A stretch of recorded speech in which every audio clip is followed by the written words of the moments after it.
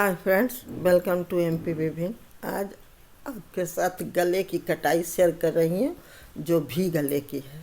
भी गले की कटाई के लिए जहाँ से आप कंधे के लिए फंदा कटाई करना शुरू करोगे, उससे 1 इंच पहले ही करनी पड़ती है ये। और इसके लिए आपको ये ओड फंदे लेने पड़ते हैं। यहाँ से जो स्वेटर आपने बनाया वो नीचे से ओड फंदे लेने पड़ेंगे। उसके बीच के फंदे को आप सिफ्टी पिन पर उतार लिया और बच गए दोनों साइड के फंदे। आप जितने भी फंदे का स्वेटर बना उसको 50-50 कर लेना। और इतना लंबाई के हिसाब से आपकी स्वेटर बनेगी, लंबाई के हिसाब से आप फंदे डालोगे। और लेकिन 1 इंच पहले आप इसकी कटाई शुरू कर दोगे। 3 बार मैंने एक लाइन इधर से और एक लाइन उल्टे में कटाई करी।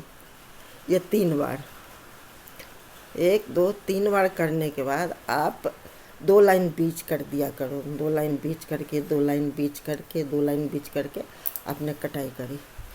ये जो कटाई है ये आपके 6 2 8 7 इंच की कटाई है। ये 7 इंच लंबी गई कंधे की, उसी हिसाब से ये आपके 1 इंच बढ़ गए, है ना। ये आगे का पोर्शन हो गया। आप जितने फंदे को कर लो। और लंबाई भी 18 इंच 20 इंच, वो तो जेंट्स के लंबाई पर होता है। और ये दोस्तों ये जेंट्स स्वेटर है, क्योंकि कलरफुल है, इसी के लिए कोई डिज़ाइन मैंने नहीं इसमें दिया। ये यूँ ही खूबसूरत लगेगा बिना किसी पैटर्न के ही। ये आगे का हो गया पोर्शन। अब ये रहा आपका पीछे का पोर्शन। पीछे के पोर्शन के लिए भी, इसके लिए आपको यहाँ भी और यहाँ भी 13 फंदे ये कटाई करनी है। जेंट्स स्वेटर, लेडीज़ कार्डिगन, किसी के लिए भी 6 फंदे पहली बार, फिर 4 फंदे, फिर 2 फंदे और फिर 1 फंदे, 13 हो गया। तो 13 कटाई करने के बाद आप सीधी बना जाओगे। इस तरह से इसकी भी 13 कटाई करने के बाद नीचे का लंबाई दोनों का माप लेकर कि कितना, जो भी लंबाई आप दोगे वो तो जेंट्स के लंबाई के हिसाब से जाती है। तो आप दे करके और ये देख लो यहाँ कि फिर ये भी 13 फंदे की कटाई। 13 फंदे की कटाई के बाद आपने प्लेन से पूरा बुन लिया दोनों साइड। 13 फंदे की कटाई करके प्लेन बुना गया। लेकिन इसे मैंने, ये 8 इंच है, ये 8 इंच है नीचे वाली। सामने के पल्ले जो हैं वो 8 इंच है और ये लेकिन 7 इंच ही है। इसकी गले की कटाई करने की कोई ज़रूरत नहीं है। ये आप सीधी बुनाई करके 7 इंच की कटाई कंधे की करके छोड़ दीजिए। और इसकी 8 इंच है। तो आप जब निडल से सिलाई इसकी करोगे, इसे अब दोनों को पकड़ के सीधी लेकर के, जैसा मैंने बताया था, ये निडल से सिलाई होगी। तो सिलाई करने के बाद ये इस तरह से आ जाएंगे और आपके गले की कटाई हो गई। ये हो गई गले की कटाई। उससे इस यहाँ ज्वाइंट होगा, वो तो लगती ही नहीं है जो कहाँ ज्वाइंट हुआ है। तो आप उससे गले की कटाई करने की ज़रूरत नहीं है। और ये आप अकॉर्डिंग टू चौड़ाई जो होगा, कितने फंदे की आती है। जैसे ये पतले इंसान का है तो ये 25 फंदे मैंने लिए हैं। आप 26 लो, 27 लो, ज़्यादा नहीं, इसलिए कि इधर भी बॉर्डर आएंगे और इधर भी बॉर्डर आएंगे।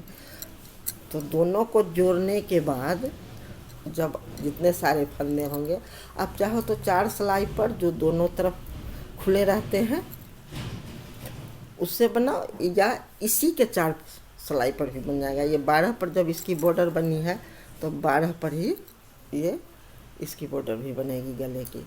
तो 12 नंबर की सिलाई पर 4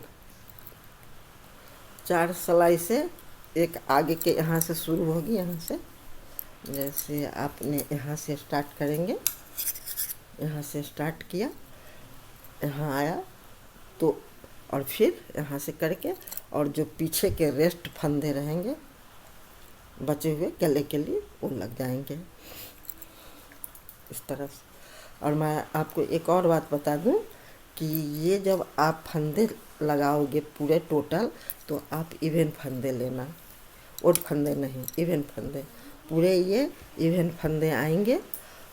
और उसके बाद जब ये बुनाई शुरू होगी तो यहाँ पर आके एक फंदे इधर के, एक फंदे इधर के, और एक बीच के लेकर, इसको पीछे से लेकर 3 का एक आपको करना पड़ेगा। वो मैं आपको बाद में बता दूंगी। इस तरह से ये 3 फंदे करके बहुत ही खूबसूरत लगेगा स्वेटर जब यहाँ तक इसका आएगा, 3 फंदे करके। और ये इवन फंदे रहेंगे, एक उल्टे एक सीधे, एक उल्टे एक सीधे। और जब इसकी बुनाई लास्ट होगी तब आपको उल्टे को निडल पर उतारने होते हैं, जो कि मैं आपको बाद में बताऊंगी। पहले आपको ये जोड़िए, और इसके लिए 220 से 30 फंदे लेने होंगे टोटल घूमकर, 220 से 30। और इस इधर भी उसी तरह से बनेगी।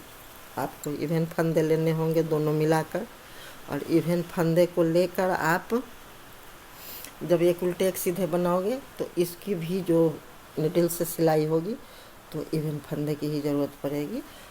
इसके लिए आपको 160 से 170 फंदे की ज़रूरत होगी लेने की, और ये 220 से 230 के बीच। अब अगला फेज में अगले बार बता दूँगी।